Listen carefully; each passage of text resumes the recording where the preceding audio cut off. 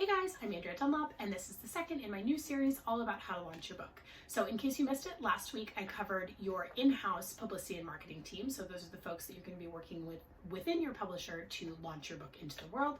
And today I'm talking about some freelancers who you might hire to also help with the job. So just as a reminder, I worked as an in-house publicist for a number of years, and after that I worked as a freelance publicist and social media consultant. So I've worked on both sides of the fence, and of course have worked with both kinds of people as an author myself. So I have a pretty 360-degree view on this topic. So why would you want to hire a freelancer?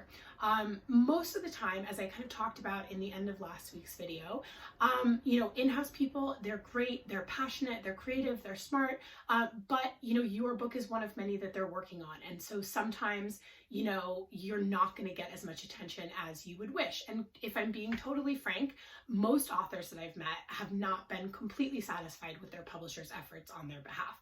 That's not because their publisher did them wrong in any way necessarily, but just because, for us as authors, our book is our book, and whoever we're working with within the publisher, has an entire list of books and competing priorities that they're getting for their bosses. So basically, if your plans are bigger than your publisher's plans for this book, then you might want to consider hiring someone.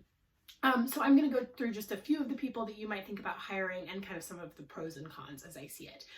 So to start with, you might want to think about hiring a web designer to help you with a website. So I will say this, a website is an absolute necessity, but it is pretty easy to design one yourself in this day and age, and you don't necessarily need anything fancy, especially if you are just starting off.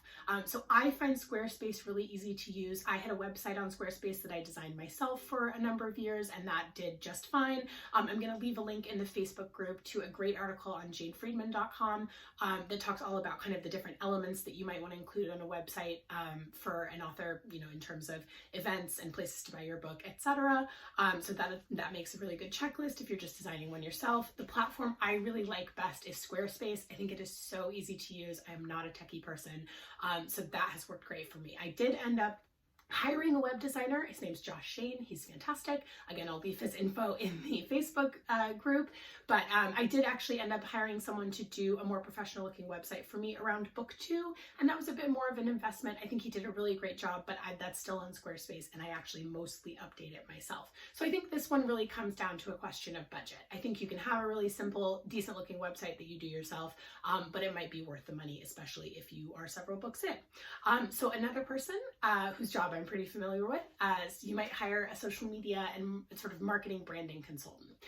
So this person is really kind of someone to help you think about how to develop your own brand and your own channels. So when I worked with clients doing this, I did everything with them from talking a lot, in depth about sort of marketing and audience and, who they were trying to reach with their social channel and how to build those up over time. I tried to give them a really distinct strategy so that they had a roadmap, especially if they were just starting off and had never really used social media before, and talk to them a lot about which platforms might work best, and everything from like which hashtags to follow and which influencers to follow.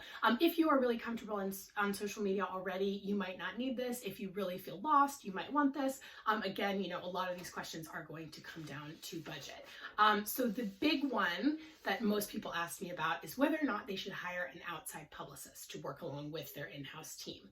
So we talked about kind of the role of what a publicist does last time, but just to refresh, this is the person who's going to be reaching out to media on your behalf. So print, such as it is, online, broadcast, in this day and age, it obviously includes a lot of online media and social media influencers. Sometimes publicists will have celebrity contacts, kind of depends on who that publicist contacts are. And that's a good question to sort of ask them if you're thinking about hiring them. And a lot of firms will also help with some of that marketing stuff that we talked about. So things like postcards, bookmarks, doing special mailings, doing banners for your social media, graphics, memes, that kind of thing. So basically the big difference between a hired publicist and your in-house publicist is usually that the hired publicist efforts are going to be more robust. They might last for a longer duration of time, and they might just sort of hit that area harder than your in-house publicist is because they're being paid, they have more of a bandwidth to do it. And you might get sort of a more tailor-made campaign to what you're looking for. So I will say that when I worked as an in-house publicist, I did see proposals from freelance publicists with some regularity that were pretty much replicating the job I was going to do for that author, at no cost to them, obviously. But I think that that probably happens less now. You know, the media landscape has become so much more expansive. There's just so many more bases to cover that I think there is a lot of work to do. And I will also say that I worked really happily with a lot of freelance publicists when I was in-house publicist, and vice versa when I was a freelance publicist. So I do think, that can be a great working relationship with kind of the whole team. And if you just want to, make sure that your book is getting the kind of push that you want it to get, then I think that that can be worthwhile. So that is sort of the big question here, right? Is it worth it to help, to hire somebody to help out? I think, the biggest question, honestly, to start with is what is your budget? Publicists are expensive because the work is highly skilled and time consuming. So, you're honestly mostly looking at, $8,000 to $10,000 and up for a total campaign. And I would be pretty suspicious of anyone who's charging way less for that. So if someone offers to roll your book out for $500, well, you're probably going to get what you pay for in that instance. And so I think, that is obviously the biggest question. Now, I will say that when you're thinking about this in financial terms, you don't want to look at it as, oh, am I going to earn back every dollar I spend with this publicist in book sales? Because the answer is no, you won't. It's just not that direct of a relationship. And I think you want to think about that investment and your return on that investment in a much more long-term way. Again, especially this is true when you're launching your career and you're in that really early stage. You're trying to build readerships, you're trying to build awareness of you within the media.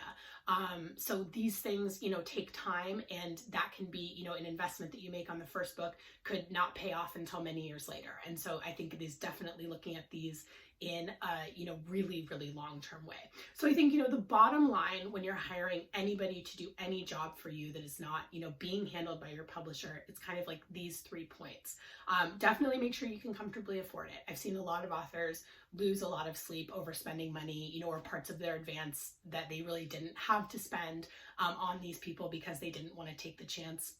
And that's very understandable, but I don't think it's usually a good idea, especially as I'm going to talk about in the next video. There are so many things that you can do to market your own work. And so if you can put the sweat equity in, it might be a better idea. Definitely always make sure, point 2, that you're not paying someone to just replicate what your publisher is going to be doing on your behalf, for free. So make sure that you're getting, really detailed plans from whomever it is you're hiring, and make sure that your publisher won't just do that for you. So it's always okay to ask a publisher if they'll do something, and, they'll let you know if they're not going to do that for you. And definitely, the third thing is to just be thinking long-term.